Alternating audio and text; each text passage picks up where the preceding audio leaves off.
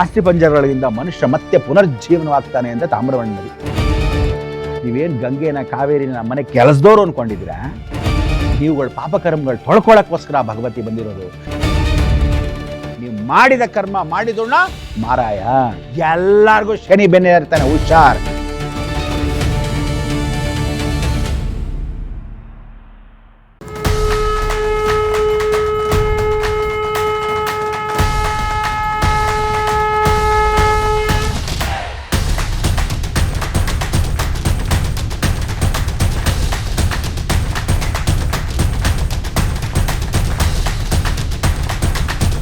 ಇವಳ ರೌದ್ರತೆ ಎಷ್ಟಿತ್ತು ಗಂಗೆಗೆ ಅಂದರೆ ಅವಳಿಗೆ ದಿಮಾಕ್ ಜಾಸ್ತಿ ಇತ್ತೆ. ಪಾರ್ವತಿ ಶಿವನ್ ತೊಡೆ ಮೇಲೆ ಕೂತ್ಕೊಂತಾಳೆ, ನಾನು ತಲೆ ಮೇಲೆ ಕೂತಿದ್ದೀನಿ, ಏನು ಅನ್ಕೊಂಡಿದ್ದೀರಾ ಅಂತಾಳೆ. ಜಗಜ್ಜನನಿ ಅಂತ ಅವಳಿಗೆ ಹೆಸರು ಬೇರೆ. ಅಂಥ ಗಂಗೆ ಅವಳ ರೌದ್ರತೆ, ಅವಳನ್ನ ಹೊಗಳಬೇಕು, ಸಂತೋಷ ಪಡಿಸ್ಬೇಕು. ಜಾನುಪುತ್ರೀಂ ನದೀಂ ಶ್ರೇಷ್ಠಾಂ ಶುಭ್ರಾಂ ಮಕರವಾಹನಾಂ ದ್ವಿಭುಜಾಂ ಪದ್ಮಕುಂಭಾಢ್ಯಾಂ ಗಂಗಾ ದೇವೀಂ ಭಜಾಮ್ಯಹಂ ಅಂತ ಕರಿಬೇಕು. ಬಂದ್ಲು, ಭಾಳ ಸಂತೋಷ. ರೌದ್ರತೆ ಅಂತ ತಡ್ಕೊಳಕ್ಕಾಗಿಲ್ಲ. ಭೂಮಿ ಎಲ್ಲ ಬಡ ಬಡ ಬಡ ಅಂತ ಎಲ್ಲ ಪೀಸ್ ಆಗುತ್ತೆ, ಇನ್ನೇನು ಎಲ್ಲ ಚೂರು ಛಿದ್ರವಾಗಿ ಹೋಗುತ್ತೇನೋ ಅಂದ್ಕೊಳ್ಬೇಕು. ಅಂಥ ಛಿದ್ರವಾಗೋ ಸಮಯದಲ್ಲಿ ಪರಮೇಶ್ವರನಿಗೆ ಮತ್ತೆ ಯಾಚನೆ ಮಾಡ್ತಾನೆ, ಯಾರು ಭಗೀರಥ. ಅಯ್ಯೋ ತಡ್ಕೊಳಕ್ಕಾಗಲ್ಲ, ಈ ಭೂಮಿ ಹರಿದು ಹೊಟ್ಟೋಗತ್ತೆ. ಇಂಥ ಒಂದು ಬ್ರಹ್ಮಾಂಡದಲ್ಲಿ ಅವಳು ಹೊಟ್ಟೋಗ್ತಾಳೆ, ಏನು ಮಾಡೋದು? ಆಗ ಅವಳು ಸೌಮ್ಯತೆ ಪಡಿಸ್ಬೇಕು ಪರಮೇಶ್ವರನಲ್ಲಿ. ಆಗ ಜಟಾಜೂಟ ಶಂಕರ ಏನು ಮಾಡ್ತಾನೆ, ಅವಳನ್ನ ಬಂಧನ ಮಾಡ್ಕೊತಾನೆ. ಅವಳ ಜಡೆಯಲ್ಲಿ ಬಂಧನ ಮಾಡಿಕೊಂಡು ನಿಧಾನಕ್ಕೆ ಬಿಡ್ತಾನೆ. ಅದಕ್ಕೆ ಅಂಥ ಒಂದು ಗಂಗೆನ ಉಚ್ಚಿಷ್ಟ ಶಿವನಿರ್ಮಾಲ್ಯಂ. ಉಚ್ಚಿಷ್ಟ ಅಂದ್ರೇನೋ? ಹಸುವಿನ ಎಂಜಲು. ಹಸು ಎಂಜಲು ಮಾಡಿಬಿಟ್ಟಿರುತ್ತೆ. ಅಂದರೆ ನಾವು ಹಾಲು ಕುಡಿಯೋಕ್ಕೆ ಮೊದಲು ಹಸುವಿನ ಎಂಜಲು. ಉಚ್ಚಿಷ್ಟ ಅಂದರೆ ಎಂಜಲು, ಅರಳು ಎಂಜಲಾಗೋಗುತ್ತೆ. ಅದಾದಮೇಲೆ ಶಿವನಿರ್ಮಾಲ್ಯಂ. ಶಿವನ ಉಚ್ಚಿಷ್ಟ ಅಂದರೆ ಶಿವನು ಬಿಸಾಕಿರೋ ಅಂಥ ನೀರು. ಶಿವನ ಎಂಜಲು ಯಾವುದೋ? ಗಂಗೆ. ಆಗ ಶಿವನಿರ್ಮಾಲ್ಯ, ಶಿವನ್ ಬಿಸಾಕಿದ್ದ ಎಂಜಲು. ಆ ಗಂಗೆ ಆಮೇಲೆ ಸೌಮ್ಯವಾಗ್ತಾಳೆ. ಸೌಮ್ಯವಾಗಿ ಭೂಮಿಗೆ ಬರ್ತಾ ಇದ್ದಾಳೆ. ಅಲ್ಲಿ ಜಾಹ್ನವಿ ಋಷಿಗಳು ಏನು ಮಾಡ್ತಾರೆ, ತಪಸ್ಸು ಮಾಡ್ತಾ ಇದ್ದಾರೆ. ಓಂ ಶಂಭುವೇ ನಮಃ, ಓಂ ಪಿನಾಕಿನೇ ನಮಃ, ಓಂ ಶಶೇಖರಾಮನ್ ವಾಮ ದೇವಾಯ ನಮಃ ಓಂ ಮಾಡ್ತಾ ಇದ್ದ ಸಮಯದಲ್ಲಿ ಇವಳು ರೌದ್ರ ನೋಡ್ತಾಳೆ. ಹೆಂಗೆ ತಳ್ಕೊಂಡು ಹೊರಟೋಗ್ತಾಳೆ. ಹೋಮಕುಂಡ, ಯಜ್ಞಕುಂಡ, ಋಷಿಗಳನ್ನ ಎಲ್ಲ ಒಳ್ಳೆ ಪ್ರವಾಹ ತಳ್ಕೊಂಡೋಗಿ ಹೋಗ್ತಾಳೆ. ಕೋಪ ಬಂದ್ಬಿಡ್ತು ಜಾಹ್ನವಿ ಋಷಿಗಳಿಗೆ. ಈ ಥರ ಮಾಡ್ತೀಯಾ? ತಗೊಂಡು ಹಿಂಗೆ ನೀರು ಪ್ರೋಕ್ಷಣೆ ಮಾಡಿ ತಾಪೋಷಣೆ ತೊಗೊಂಡ್ಬಿಡ್ತಾರೆ.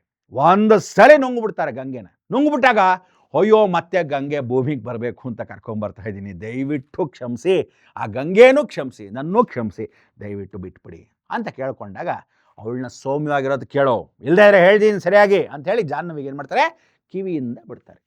ಆಗ ಜಾಹ್ನವಿ ಆಗ್ತಾಳೆ. ಕಿವಿಯಿಂದ ನಿಧಾನಕ್ಕೆ ಬಿಟ್ಟಿರ್ತಕ್ಕಂಥವಳು ಜಾಹ್ನವಿ ಗಂಗೆ. ಎಷ್ಟು ಹೆಸರುಗಳು ಅವಳಿಗೆ. ಇಂಥ ಗಂಗೆ ಮೇಲಿಂದ ಕೆಳಗೋರ್ಗೂ, ಕಾಶ್ಮೀರದಿಂದ ಕನ್ಯಾಕುಮಾರಿಗೆ ಬಂದು ಸಮುದ್ರ ಸೇರಬೇಕಾದ್ರೆ ಹಿಂದೂ ಮಹಾಸಾಗರದಲ್ಲಿ ಎಷ್ಟು ಕಷ್ಟಪಡ್ತಾಳೆ. ಅಂಥ ಗಂಗೆನ ಭಗೀರಥ ಕರ್ಕೊಂಬರೋದಕ್ಕೆ, ಭಗೀರಥ ನೀವು ಧೈರ್ಯ ಮಾಡಬೇಕು ಅಂದರೆ ಭಗೀರಥನಷ್ಟು ವಿಶೇಷವಾಗಿರ್ತಕ್ಕಂಥ ಧೈರ್ಯ ಮಾಡಬೇಕು, ಸುಮ್ಮನೆ ಆತ್ನೇ ಅಲ್ಲ.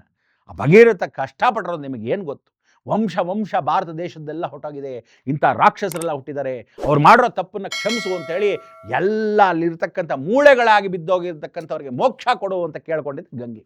ಅಂಥ ಪವಿತ್ರವಾದ ಗಂಗೆಗೆ 108 ಹೆಸರುಗಳಲ್ಲಿ ಕಾವೇರಿ ಬಂದು ಸೇರ್ತಾಳೆ. ಕಾವೇರಿ ಕೇಳ್ತಾಳೆ, ಗಂಗೆಗಿಂತ ನಾನು ಶ್ರೇಷ್ಠ ಆಗಿರೋಕೆ ಮಹಾವಿಷ್ಣು ಅಂತ ಕೇಳ್ತಾಳೆ. ಆಯ್ತು ಸದಾಷ್ಟು. ಹೆಂಗೆ ಹೇಳ್ತೀಯ ನೀನು? ಗಂಗೆಗಿಂತ ನಾನು ಒಂದು ಕೈ ಪಟ್ಟು ಮೇಲಿರಬೇಕು ಅಂತಾಳೆ ದಕ್ಷಿಣದಲ್ಲಿ ಕಾವೇರಿ. ಓ, ಭಾಳ ಸಂತೋಷ. ಇವಳು ತುಳಾ ಸಂಕ್ರಮಣದಲ್ಲಿ ಉದ್ಭವ ಆಗ್ತಾಳೆ. ಅಲ್ಲಿರ್ತಕ್ಕಂಥ ಮರಕೆರೆ ಭಾಗದಲ್ಲಿ ಅಲ್ಲಿ ಮೇಲೆ ತಲಕಾವೇರಿಯಲ್ಲಿ ಮಾಡ್ತಾಳೆ. ಅದಕ್ಕೆ ಅಲ್ಲಿರ್ತಕ್ಕಂಥವಳು ಸಂಪಾಜೆಯಿಂದ ನಾವು ಹೊರಗೆ ತೊಡಿಕಾನ ಮಲ್ಲಿಕಾರ್ಜುನ ಕ್ಷೇತ್ರ.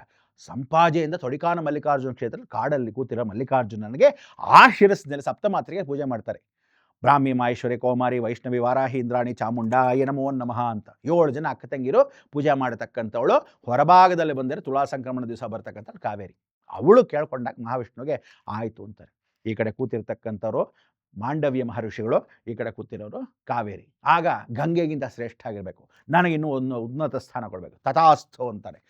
ಆಗ ಇವಳಿಗಿಂತ ಅವಳು ಶ್ರೇಷ್ಠ. ಅದಕ್ಕೆ ಏನು ಮಾಡ್ತಾಳೆ, ಕಾವೇರಿ ಬರೋ ಸಮಯದಲ್ಲಿ ಟಿ ನರಸೀಪುರದಲ್ಲಿ ನರಸಿಂಹಸ್ವಾಮಿ ಒಂದು ಗುಳಗಂಜಿನ ತಕ್ಕಡಿಲಿ ಇಟ್ಕೊತಾನೆ. ಕಾಶಿ ಗಂಗೆಗಿಂತ ಒಂದು ಗುಳಗಂಜಿ ಶ್ರೇಷ್ಠ, ಗಂಗೆಗಿಂತ ಶ್ರೇಷ್ಠ ಯಾರೋ ಕಾವೇರಿ. ಅದಕ್ಕೆ ತಕ್ಕಡಿಯನ್ನು ಇಟ್ಕೊಂಡಾಗ ಈ ಕ್ಷೇತ್ರ ಅವಳಿಗಿಂತ ಒಂದು ಗುಳಗಂಜಿಯಷ್ಟು ಶ್ರೇಷ್ಠತೆ. ಒಂದು ಗುಳಗಂಜಿಯನ್ನು ಸುಮ್ಮನೆ ಅಲ್ಲ. ಅದಕ್ಕೆ ತೀರ್ಥ ತಗೋಬೇಕಾದ್ರೆ ಏನು ಹೇಳ್ತಾರೆ, ಯಾರದು ಸ್ವಾಮಿಗಳೇ ಸ್ವಲ್ಪ ಜಾಸ್ತಿ ತೀರ್ಥ ಕೊಟ್ಬಿಡಿಪ್ಪ, ಅವನಿಗೆ 4 ಸ್ಪೂನ್ ಹಾಕಿದ್ರೆ ನನಗೆ ಒಂದೇ 1 ಸ್ಪೂನ್ ಹಾಕಿದ್ರೆ ಹಾಕಿದ ತೀರ್ಥ ಪ್ರಸಾದ ತಗೋಬೇಕು. ಕೆಲವರೆಲ್ಲ ಮಡಿ ಹಿಂಗೆ ಬಿಸಾಕ್ತಾರೆ, ಕೈಗೂ ಸಿಗಲ್ಲ, ನೀರು ಹೊಟ್ಟೋಗ್ತಾ ಇರತ್ತೆ. ಅದ್ರಲ್ಲಿ ದುರಾಂಕಾರ ಅನಿಸುತ್ತೆ, ನಿಧಾನಕ್ಕೆ ಹಾಕಬೇಕು. ಓಂ ಪ್ರಕೃತಿಯನ್ಮಃ ಓಂ, ಓಂ ವಿಕೃತಿಯನ್ಮಃ ಓಂ, ಓಂ ವಿದ್ಯಾಯನ್ಮಃ, ಮಹಾಲಕ್ಷ್ಮಿ ನೆನೆಸ್ಕೋಬೇಕು. ಪಾಪಕರ್ಮಗಳೆಲ್ಲ ಹೋಗಲಿ ಅಂತ ಪ್ರಾರ್ಥನೆ ಮಾಡ್ಕೋಬೇಕು. ಇಂಥ ಒಂದು ಗಂಗೆನ ನೀರಲ್ಲಿ ಹಾಕ್ಕೊಂಡಾಗ ಒಂದು ಸಾಸಿವೆ ಮುಳುಗುವಷ್ಟು ಮಾತ್ರ ಕುಂಕುಮ, ಒಂದು ಗುಳ್ಗಂಜಿ ಮುಳುಗುವಷ್ಟು ತೀರ್ಥವನ್ನು ತಗೊಂಡಾಗ ಪ್ರಾಣಾಯ ಸ್ವಹ, ಉದಾನಾಯ ಸ್ವಹ, ಉದಾನಾಯ ಸ್ವಹ ಅಂಥೇಳಿ ತಗೋಬೇಕು. ಆಗ ತಗೊಂಡಿರೋ ತೀರ್ಥವನ್ನು ಅಪವಿತ್ರವಾಗಿರ್ತಕ್ಕಂಥ ದೇಹದ ಜೀವನ ಮಹಾವಿಷ್ಣು ಪಾದಕ್ಕೆ ಸೇರುತ್ತೆ. ಅವಾಗ ಶುಚಿರ್ಭೂತ ಆಗುತ್ತೆ ದೇಹ. ಏನೇನು ಪಾಪಕರ್ಮ ಮಾಡಿರ್ತೀವಿ ಶುಚಿರ್ಭೂತವಾಗುತ್ತೆ, ಒಳಗಡೆ ಎಲ್ಲ ನಾಳಗಳ ಮುಖಾಂತರ ಹೋಗಬೇಕು. ಅಷ್ಟೇ ತಗೋಬೇಕು ತೀರ್ಥ. ಒಂದು ಗುಳ್ಗಂಜೆ ಮುಳುಗೋಷ್ಟು ತೀರ್ಥ. ಅದಕ್ಕೆ ಒಂದು ಗುಳ್ಗಂಜಿ ನರಸಿಂಹಸ್ವಾಮಿ ಒಂದು ಗುಳ್ಗಂಜಿ ಇಟ್ಕೊಂಡಿರ್ತಾನೆ. ಕಾವೇರಿ ಶ್ರೇಷ್ಠ ಗಂಗೆಗಿಂತ. ಸೊ ಗಂಗಾ ಕಾವೇರಿ ಆಗೋಯ್ತು. ತಾಮ್ರವರ್ಣಿ ಏನು ಮಾಡೋದು? ಆಗ ಶಂಕರಾಚಾರ್ಯ ಹೇಳ್ತಾರೆ, ತಿರುನಲ್ವೇಲಿ ಅಂತ ಒಂದು ಊರಿದೆ, ಅಲ್ಲಿ ಶಿವಲಪೇರಿ ಅಂತ ಹತ್ರ, ಸಮುದ್ರದ ಹತ್ರ ರಾಮೇಶ್ವರಕ್ಕೆ ಬಲಭಾಗದಲ್ಲಿ ಇಂದ ಹಿಂಗೆ ಹೋಗಿದ್ರೆ ಅಲ್ಲಿ ಸಮುದ್ರ ಸೇರ್ತಕ್ಕಂಥದ್ದು ಇನ್ನೇನು ತುದೀ ರಾಮೇಶ್ವರಕ್ಕೆ ಹೋಗಿ ಸೇರಬೇಕು.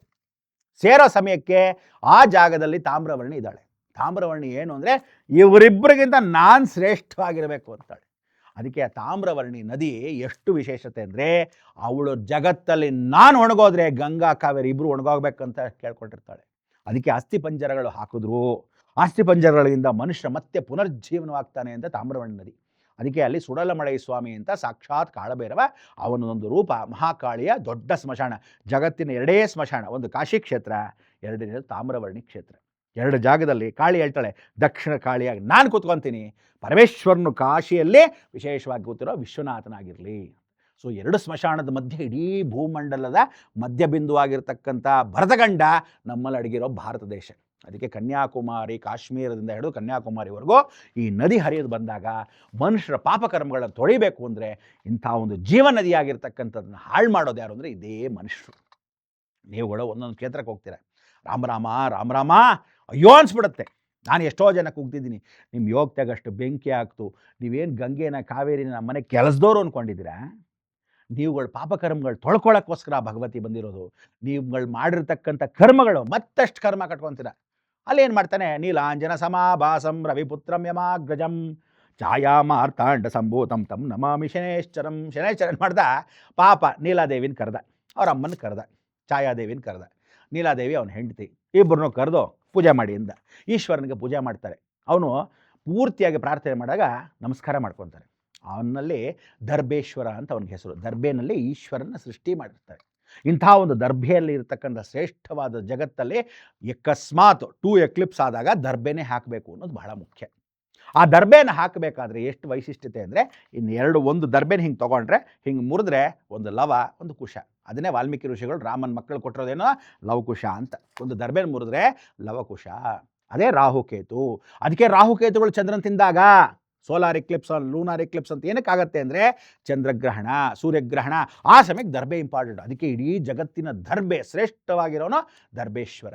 ಇಂಥ ದರ್ಬೇಶ್ವರನ ದೇವಸ್ಥಾನವನ್ನು ಪೂಜೆ ಮಾಡೋಕ್ಕೆ ಶನೇಶ್ವರರು ತನ್ನ ಛಾಯಾದೇವಿಗೂ ನೀಲಾದೇವಿಗೂ ಇಬ್ಬರನ್ನ ಕರ್ಕೊಂಡು ಹೋಗಿ ಇಲ್ಲೊಂದು ಕೊಳ ಮಾಡಬೇಕು, ಮಹಾಗಣಪತಿ ನಿನ್ನ ಪೂಜೆ ಮಾಡಬೇಕು, ಒಂದು ಕೊಳ ಅಂಥೇಳಿ ಅವ್ನು ಕೊಳ ಮಾಡ್ತಾನೆ.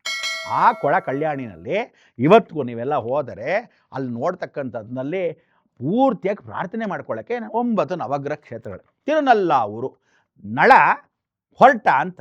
ನಳ ದಮಯಂತಿಗೆ ಶನಿ ಹಿಡಿದಾಗ ನಳನೋ ಹೊರಟಿದ್ದ ಸ್ಥಳವೇ ತಿರುನಲ್ಲಾವೂರು. ನಳ್ಳ ಅಂದರೆ ಬಿಟ್ಟಾಯಿತು, ಬೆನ್ನನ ಮೇಲೆ ಹೆಗಲೇರಿದ್ದಂಥ ಶನಿ ಬಿಟ್ಟಾಯಿತು ಅಂತ. ಆಗ ಪ್ರಾರ್ಥನೆ ಮಾಡಿದ್ದಕ್ಕೆ, ನಳ ಬಂದಲ್ಲಿ ಸ್ನಾನ ಮಾಡಿದ್ದಕ್ಕೆ, ಅಲ್ಲಿ ನಳ ದಮಯಂತಿ ಸ್ನಾನ ಮಾಡಿದ್ದಕ್ಕೆ, ಅವರ ಶನಿ ಪ್ರಾರ್ಥನೆ ಮಾಡ್ಕೊಂಡಿದ್ದಕ್ಕೆ ಬಿಟ್ಟು ಹೋಗಿದ್ದ ಜಾಗ. ನೀವುಗಳು ದೆರ್ದದವರೆಲ್ಲ ಹೋಗ್ಬಿಟ್ಟು ಅಲ್ಲಿ ಸ್ನಾನ ಮಾಡಿದ್ರೆ ಚಡ್ಡಿ ಬಾಡಿ ಬನೀನು ಬಿಟ್ಟು ಬರೋಕ್ಕೆ ನಿಮ್ಮನೆ ಕೆಲಸದವ್ರು ಅಂದ್ಕೊಂಡ್ರೆ ಎಲ್ಲರಿಗೂ ಶನಿ ಬೆನ್ನೆ ಇರ್ತಾನೆ. ಹುಷಾರ್, ಯಾವನ ಅರ್ಚಕ ಹೇಳದಂತೆ ಬಟ್ಟೆ ಬಿಡಿ ಅಂತ ಅಲ್ಲೋಗ್ಬಿಡ್ತೀರಾ ನೀವುಗಳು. ನದಿನ ಹಾಳು ಮಾಡಬೇಡಿ, ಭಾರತ ಸಂಸ್ಕಾರನ ಹಾಳು ಮಾಡಬೇಡಿ. ಇಡೀ ಜಗತ್ತಲ್ಲಿ ಅಂಥ ಒಂದು ಶ್ರೇಷ್ಠವಾಗಿರೋ ಕರ್ಮಗಳನ್ನ ಮತ್ತಷ್ಟು ಕಟ್ಕೊಳಕ್ಕೆ ಹೋಗ್ತಾ ಇದ್ದೀರಾ. ಶನಿ ಬಿಡುಗಡೆ ಆಗಲಿ ಅಂತ ಎಲ್ಲರೂ ಹೋದರೆ ಶನಿನ ಕಟ್ಕೊಳಕ್ಕೆ ಹೋಗ್ತೀರಾ. ನೀವು ಒಂದು ಚಡ್ಡಿ ಬಿಟ್ಟ ತಕ್ಷಣವೇ ಅಂಡರ್ವೇರು, ಬನೀನು, ಬಾಡಿ, ಪೆಟಿಕೋಟು, ಸೀರೆ ಎಲ್ಲ ಬಿಟ್ಟು ಬರ್ತೀರ. ಎಷ್ಟು ಜನ ಮಾಡ್ತೀರ ಆ ಥರ? ಅದಕ್ಕೆ ಅಲ್ಲೆಲ್ಲ ಶನಿ ಏನು ಮಾಡ್ತಾನೆ, ಮತ್ತೆ ಬೆನ್ನೆ ಇರ್ತಾನೆ. ಅವನೆಂಥ ಭಾಳ ಬುದ್ಧಿವಂತ ಶನಿ. ಅವನೇನು ಮಾಡ್ತಾನೆ, ನನಗಿಂತ ಜೋರಾಗಿರ್ತಕ್ಕಂಥವ್ರು ಯಾರೋ ನನ್ನ 2 ಮಕ್ಕಳು. ಆ 2 ಮಕ್ಕಳು, ಒಬ್ಬನು ಗುಳಿಕ, ಅವನಿನ್ನೂ ಚೆನ್ನಾಗಿ ಹಿಡಿತಾನೆ. ಆ ಗುಳಿಕ ಏನಾದರೂ ಹಿಡಿದು ಬಿಟ್ರೆ ಜಲಮದಲ್ಲಿ ಶನಿ ಬಿಟ್ಟು ಹೋಗಲ್ಲ ನಿಮಗೆ. ಎಷ್ಟು ಕಾಡಿಸ್ತಾನೆ ಅಂದ್ಕೊಂಡ್ರೆ ಜೀವನ ಪರ್ಯಂತ. ಹೆಂಡತಿಯಿಂದ ದೂರ, ಮಕ್ಕಳಿಂದ ದೂರ, ತೀರ್ಥಪಾನೀಯ ಮಾಡಿಕೊಂಡು ಬೀದಿ ಬೀದಿ ಯಾವುದಾದ್ರು ಬಿಖಾರಿ ಥರ ಬಿದ್ದಿರಬೇಕು ರೋಡಲ್ಲಿ. ಕೋಟ್ಯಾಧೀಶ್ವರ ನೀನು, ಕುಡ್ದಾಗ ಅಮಲಲ್ಲಿ ಏನೂ ಗೊತ್ತಾಗಲ್ಲ, ರೋಡಲ್ಲಿ ಬಿದ್ದಿರ್ತೀಯ ಕಲ್ಲು ಹೊಡ್ಕೊಂಡು. ಯಾಕೆ ಹಿಂಗಾಗತ್ತೆ? ಗುಳಿಕಾ ಅಂತ ಶನಿಯ ಮಗ ಇರ್ತಾನಲ್ಲ, ಅವನು ಬಂದು ಹಿಡಿತಾನೆ. ಮಾಂದಿ ಅಂತ ಇನ್ನೊಬ್ಬ ಇದ್ದಾನೆ, ಅವನು ಜಾತಕದಲ್ಲಿ ಕೂತಿರ್ತಾನೆ. ಮಾಂದಿ ಅಂತ ಇದ್ದಾಗ ಸ್ಕಿನ್ ಡಿಸೀಸ್ ಏನು ಕೊಡ್ತಾನೆ? ಓ ಚಡ್ಡಿ ಬಿಟ್ಟಿಯಾ, ತೊಡೆ ನೋಡೋ ಕುಯ್ತೀನಿ, ಆ ತೊಡೆ ಎಲ್ಲ ಇನ್ಫೆಕ್ಷನ್ಸ್.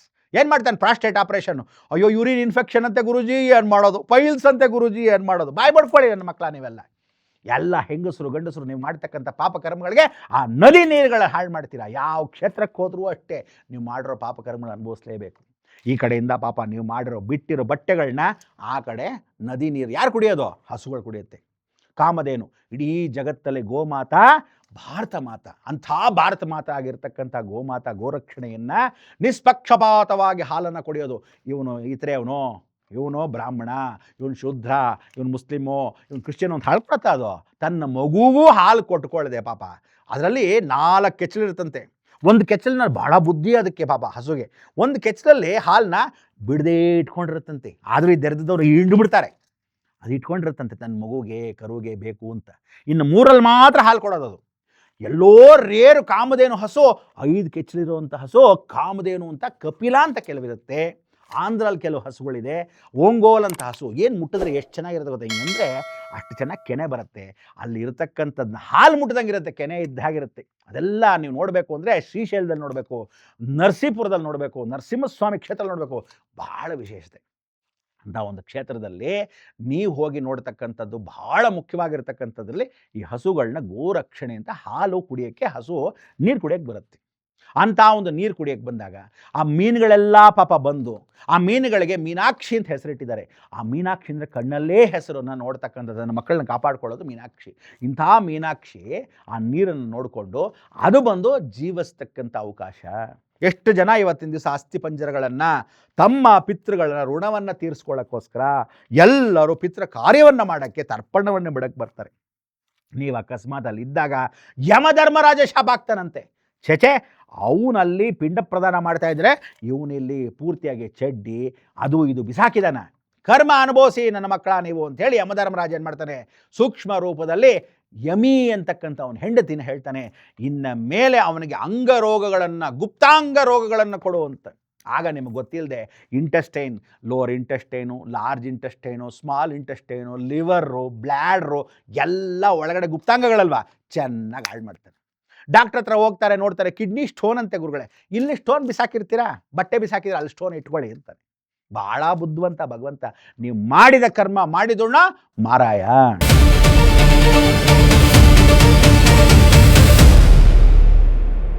ದೇವರು ನಾರಾಯಣ ಸುಮ್ಮನೆ ಇರ್ತಾನೆ ಅನ್ಕೊಂಡ್ರ?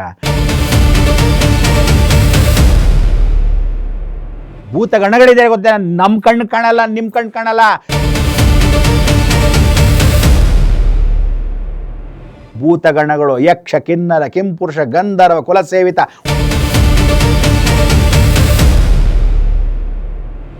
ಅವ್ರು ಯಾರು ನಿಮ್ಮ ಕಣ್ಣು ಕಾಣಲ್ಲ. ಒಬ್ಬೊಬ್ರು ಬಾರಿಸಿದ್ರು ಅಂದರೆ ನಮ್ಮ ಯಜಮಾನ್ರಿಗೆ ಅವಮಾನ ಮಾಡ್ತೀರಾ?